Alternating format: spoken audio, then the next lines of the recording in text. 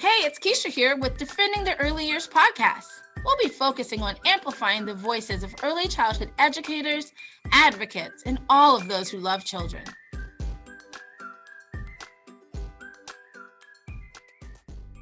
Hello, everybody, and welcome to another episode of the Defending the Early Years podcast. Today, I have Mr. Marc Armitage with me. He is a consultant, researcher, a writer in playing, and play work.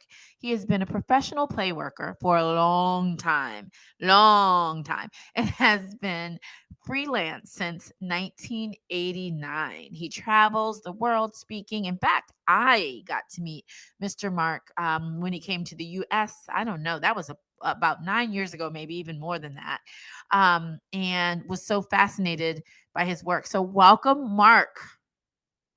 Hello. Hello, I'm so happy that you're here. I was fascinated when I met you by your work, and on that particular time, you were talking about play cycles. So, before we get into the nitty gritty of any of that, I want you to tell us a little bit more about yourself and how you got into this work. Anyway, like how'd you get here?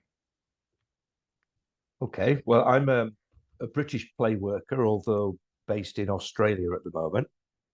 I have lived around in different places. I've lived in Ireland, I've lived in Sweden, I've lived in the UK.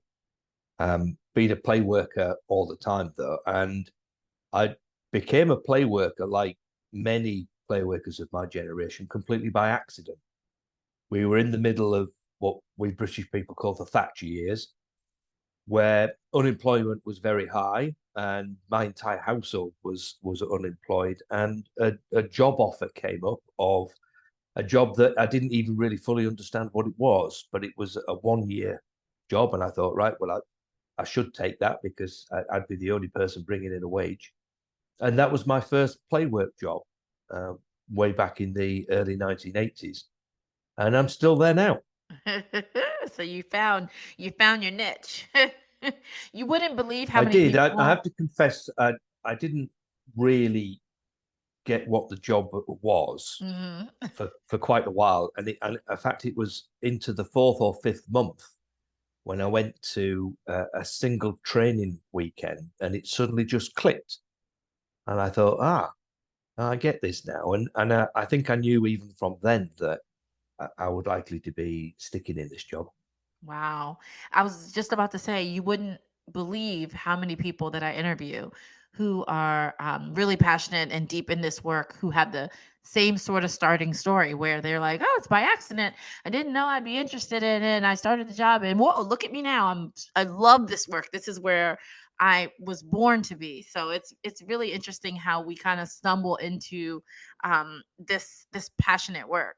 So you use the term play work, and I would say, at least for me, within the last 10 years, that's a new term for me.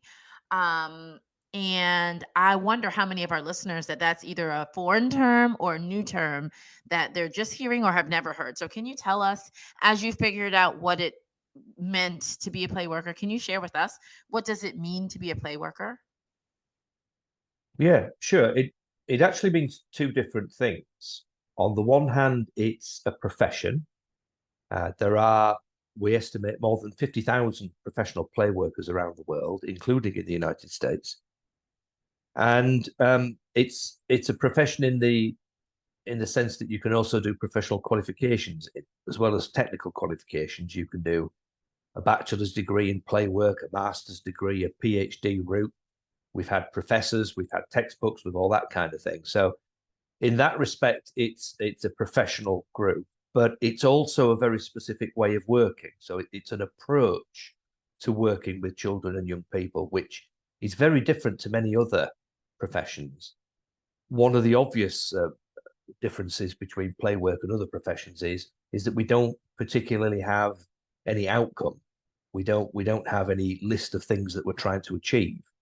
Um, you could probably best sum up what play work is as an approach to working with children through the words of one of our late great play workers, Gordon Sturrock, who said, "The aim of play is more playing." So what we're particularly interested in is children being able to play rather than the reasons why they play.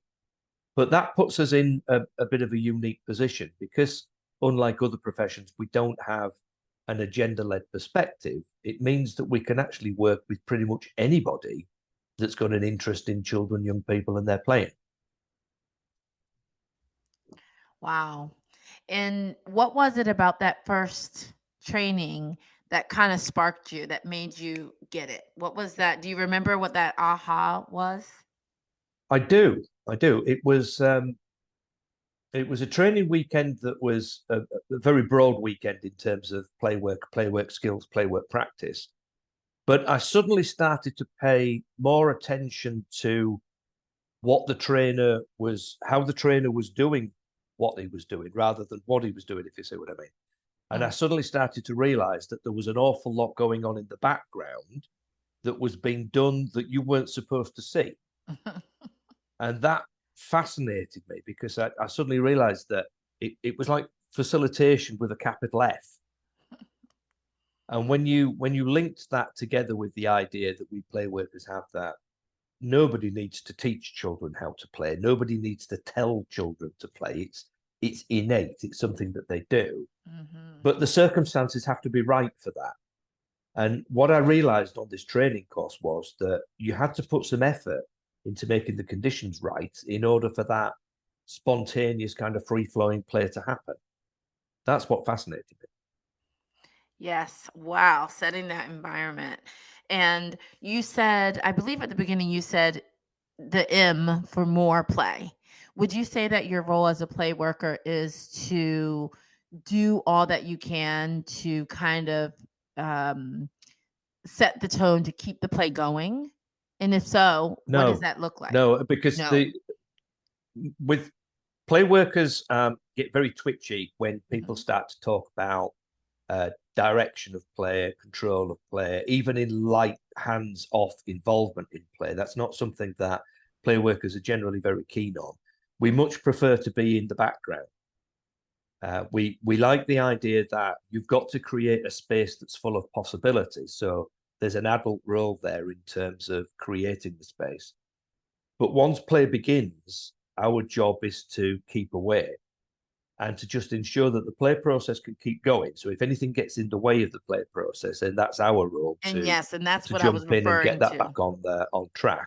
And that's But what I was referring to, the sort of keeping the play going, not in the sense that you are there visibly engaged in like, pushing the play or stretching the play or guiding the play in any way, but you yeah, are there to, like you said, behind the scenes, under the covers, ensuring that it can continue.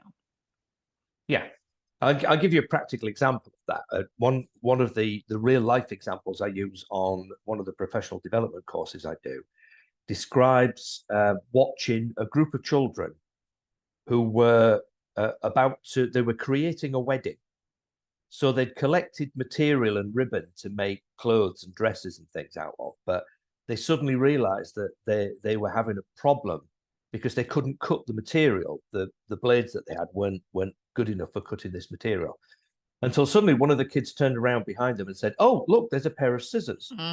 And right behind them on a handrail was a pair of scissors.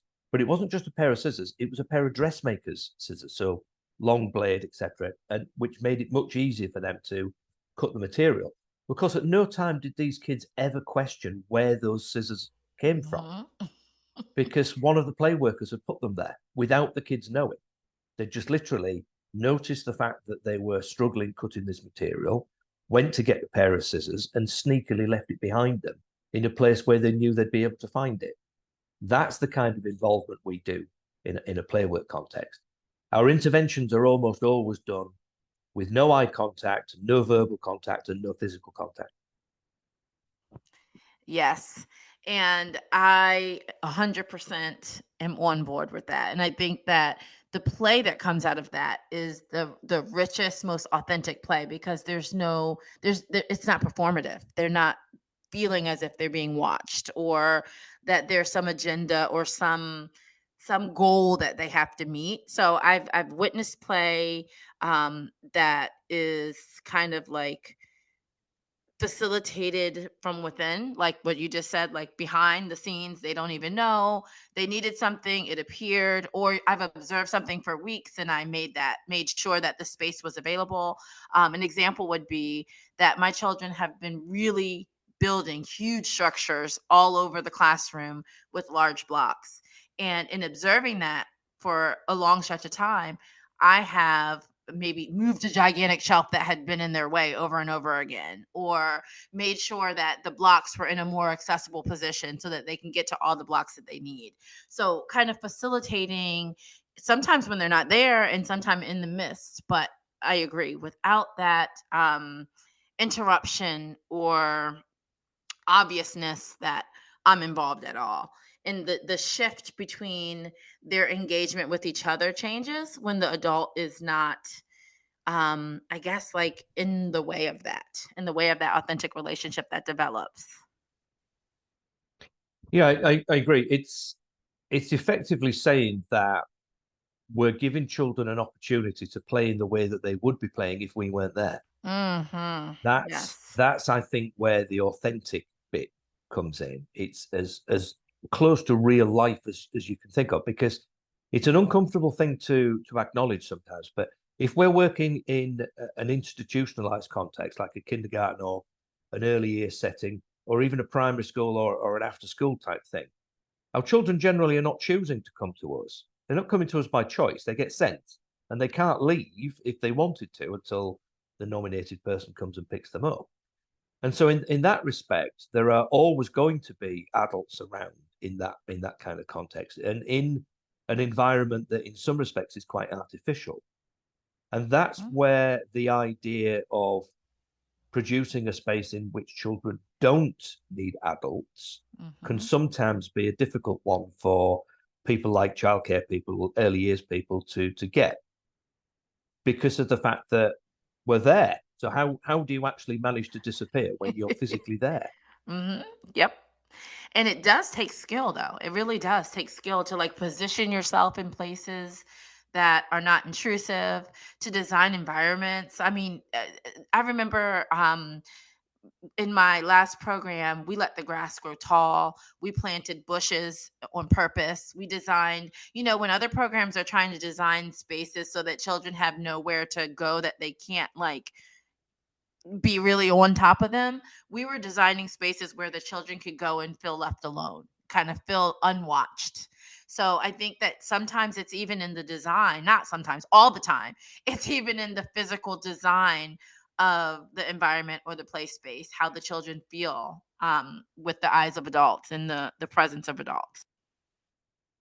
Yeah, and that again, of course, is incredibly difficult when you're in a learning environment, especially if you've got regulations and licensing and outcome requirements behind you.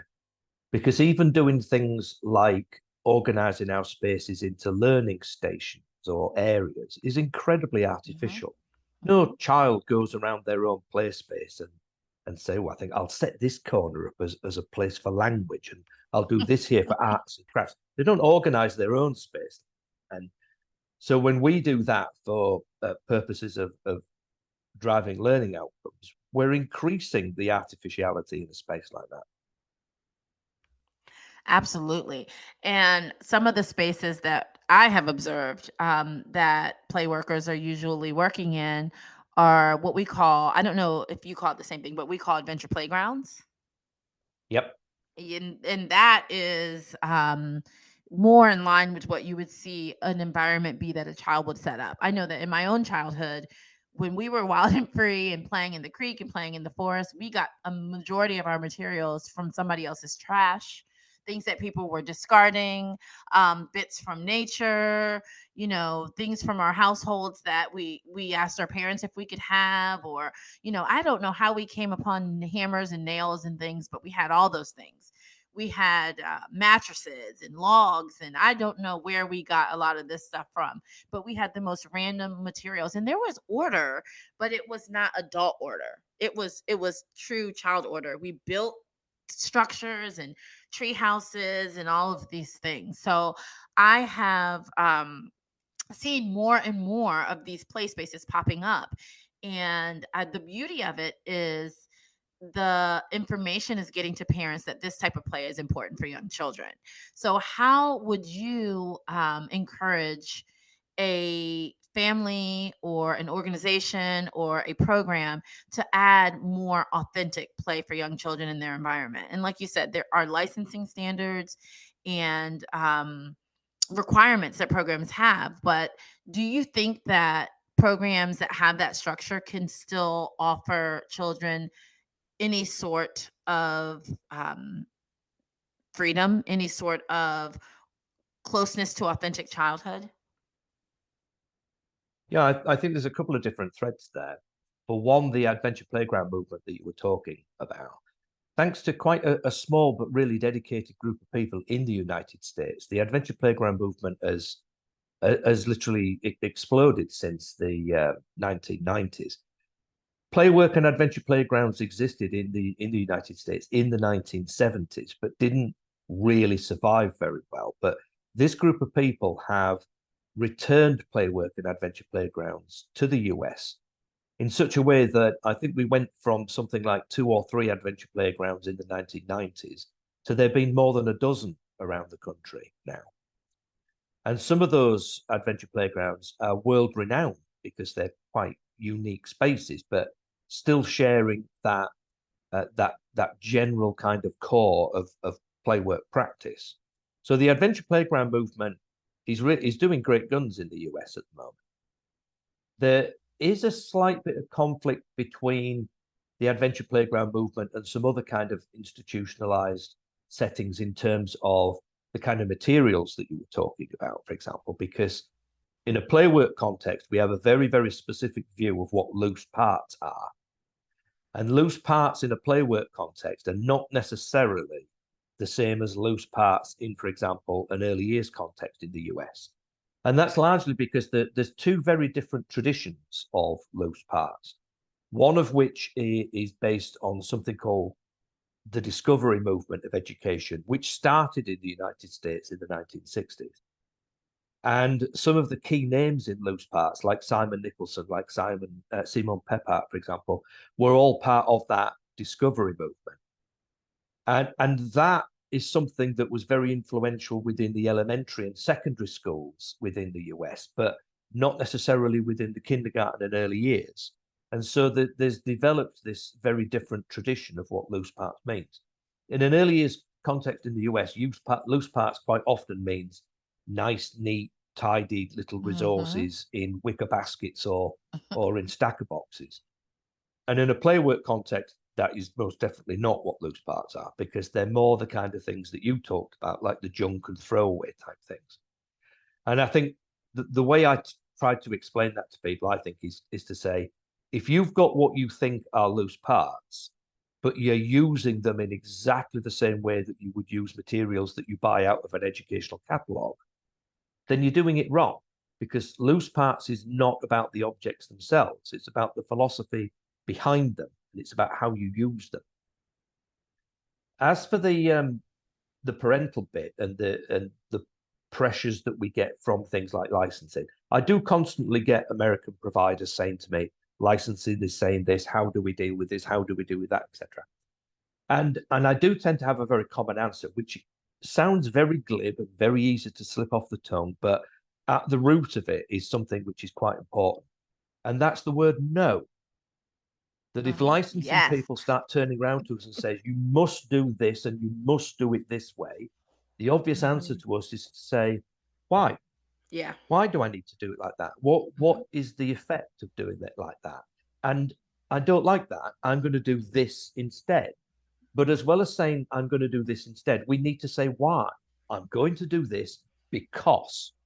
And that's easier in some parts of the US than it is in others, because some states within the US have regulations that are so rigid.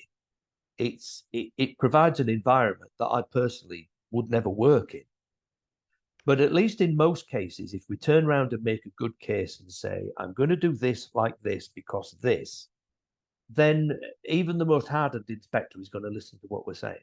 Yeah, And I that's find true for that to be parents true. as well. Yeah, I find that to be true. When you can express your why and show that there's intention behind what you're doing, it really makes a difference. And I remember my licensing specialist would say, "Oh, Discovery is different. You guys are different," because we would have tall grass, pallets everywhere, gigantic tractor tires, big gigantic tunnels that children can go in, slides coming out of hills, crazy things that any other provider in the area would say to me, "Well, how do you do that?" Well, my licensing specialist would never. And sometimes we had the same person. So Yeah. I would just say, I don't know if you have asked, not asked, because I never asked. I always just explained after, but I don't know if you have put forth the work to do this. I don't know if you have tried. I think that we are so used to hearing, "Oh, licensing doesn't let me do this." And a lot of times it's just a myth. Like, there I don't get me wrong, there are some regulations that I have to jump over and have hurdles that I have to cross and permissions that I have to get. But for the most part, it's really myths that people make up. There's no rule that you can't have, you know, climbing structures that aren't traditional playground equipment. That's not a rule. There are no rules that kids can't, build bridges if they want to build bridges with random stretches of wood. There's no rules that you can't have big, gigantic ropes and things like that on your playground. It's just not in the rule book. So, I think if more people do what you said and say no, and also say why they're doing what they're doing and express the benefits, then we would have less of a problem. Yeah, exactly. I think the best approach to this is to take 2-year-old approach and just constantly ask why. Well, you can't do Mhm. that. Why? Well, Mhm. because it's in the regulation. Yeah, but why? Where? Well, it Where? says that. Yeah, yeah. Where exactly? Mhm. And I think sometimes we, when an inspector visits, a licensing inspector visits a setting, there's always going to be a an obvious kind of imbalance in terms of the power relationship between the provider and the inspector, because the provider is always going to be concerned about the possibility of being closed down or restricted in the way that they work, etc. And there are some inspectors who are little more than kind of power mad people. But at the same time, all the information that we would need to show that the approaches that we're talking about work is out there. It's available. And it's the kind of thing that providers need to learn, they need to collect, they need to have the evidence on hand, so that if an inspector does turn around and say this, you can say, well, actually, here you go. We Mhm. had an example fairly recently in Australia of a child that had an accident with a tree, slipped and fell out of a tree whilst climbing a tree. And the licensing people leapt on this and said, well, the tree does not is it doesn't cover the relevant standards for fixed play equipment structures. And quite naturally, the setting didn't really know how to respond to this, so they asked for help. And the help on that one is really obvious. It's to point out that trees are not covered under regulations for fixed climbing equipment because they are not the same thing. So what their inspectors were trying to do was push them into a regulation that actually didn't exist. Mhm. Mhm. And it takes guts, though, to push back. I remember I had a specialist come and my children were climbing. They used to shimmy across the 6-foot fence. So they weren't at the top, but they were on round about the middle of the fence. There's a bar that goes all the way across. And they used to shimmy across it and look over it and see when their parents were coming, or, just shimmy from one end of the fence all the way. And it was this rite of passage that as they got older, they were able to figure out how to get their bodies up there. And the licensing specialist came and witnessed the children shimmying across the fence. And she said, "Oh, they got to get down." And I just looked at her and I said, "Why?" I remember my co-teacher turned bright red. She could not believe that I was questioning this lady. And she just, and when I said why, it caught her off guard. And she kind of stumbled and she said, well, they could fall. And I said, "And then what?" I mean, they were 2 feet, 3 feet off the ground. And I said, "And then what?" And she said, well, they can fall. I said, "Yeah, they could fall, but then what?" And she stumbled a little bit more. She said, "Well, let me talk to my supervisor." So I said, "Okay." The kids continued to shimmy. She talked to her supervisor and emailed me back later in the day. "Well, you're right. They're allowed. It's, they're fine." But had I not pushed back, it would have been a new rule that they couldn't climb on the fence. So I think sometimes it is important for us to question. And I also think that as a specialist, they are used to seeing very traditional programs. They're used to seeing children playing on fixed set equipment, probably not getting very dirty, probably not, using outlandish loose parts and random bits of junk. So to see my program, I know sometimes is a culture shock to see children in that way. But it's important for me. My role immediately is to welcome them into a place where children play. Let me show you around with confidence and in the sense of intention. And I find that they don't question too much because they can tell the intention is there. Yeah, that gets very difficult when the safety aspect comes in, doesn't it? And that's, I think, almost always what inspectors and licensing people will come down to. And it's the thing that tends to concern providers more than anything else, I think. And yet, the idea that children should be ultra safe is completely Yes. unrealistic. It's just Mm-hmm. not possible. And by actually trying to provide a place that is ultra safe, we're setting ourselves up to fail because it will fail. And this the single biggest type of accident that happens to children in the early years and in the primary years is tripping at ground level when there's nothing there. Now, how can you prevent that one? And yet it is the single most common type of accident. Falls from a height are incredibly rare. If you made a list of all the different types of accidents that happen to children in institutionalized settings, falls actually come in at number 5 or number 6. There's way more before the risk of falls than anything else. And I find And that I think children some, I was going to say I find that well, children who are allowed to play in this way and take these risks and learn to assess and use their bodies fully to kind of get themselves in places like climbing trees and building different things. I think those children are more careful. Those children's bodies are more able to keep them safe than a child who is not allowed to do those things. yeah, absolutely. The Hungarian sociologist Frank Furedi writes about this quite a lot. And he says that the whole idea of risk averseness, which is something that began in the United States of America, of course, is something which is actually making children's lives more risky than it would otherwise. But the thing is, it's making the lives of teenagers more risky. And because those working within the early years usually see their children up to 4, 5, or 6 years old and then never see them again, it's impossible to put into context how what we might be doing in the early years is actually doing to them when they get to those middle childhood and teenage years.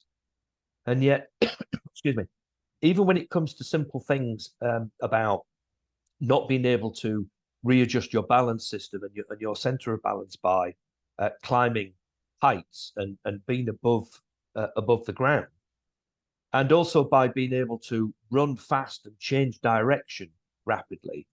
Those are things which actually affect teenagers massively. Mm. But those in the early years are never going to see that because we don't work with teenagers. So there are reasons why keeping children ultra safe in the early years is actually not a good idea. But it's another one of those things that's not usually within the training or in the list of things that early years people read. Wow. I really am inspired by play work. I'm inspired by adventure playgrounds, hugely inspired by adventure playgrounds. I am inspired by my own childhood and really inspired by your work, Mark. I want to thank you so much for coming and talking to us today. Can you tell us how people can find you, how people can follow your work? And I know you do a lot of workshops and programs, and you're far, far away, but your work is really accessible. So, can you talk to us about how we can folks can contact you? Sure. On on Facebook, you can find me at marc.armitage.at.play. And Mark is with a C, not with a K. But if you do a general web search for Marc at Play, all one word with Mark with a C, you'll find the various social media things and stuff I'm on. I'm also the person that's organising the National Australian Play Conference, the National Play Conference, which is going to be in March next year in Melbourne. So if you look for Oz Play Conference, you'll find me there as well. But generally, just put my name in a Google search and it will crop up. Wonderful. Any chance you're coming back to the US anytime soon? I would like to come back to the US. So one of the reasons why I haven't been back to the US recently is I've just recently become a permanent resident in Australia, and I've got this kind of overlap of visa requirements in which I can't really travel. But I do have plans to come back to the US because I do like working in the US, and I always do go down quite well there. So hopefully in the near future, yeah, I'll be back. Oh, good. We should talk for sure. Thank you, thank you, thank you for your time, for your knowledge, and for your passion. And thank you, everybody, for listening to another episode of the Defending the Early Years podcast. Bye-bye. And that was another episode of the Defending the Early Years podcast. Defending the Early Years works to support the rights and needs of young children nationally. Learn more at DEY.org. Pay us a visit, sign up for our newsletter, or connect with us on social media. Thank you for listening. Bye-bye.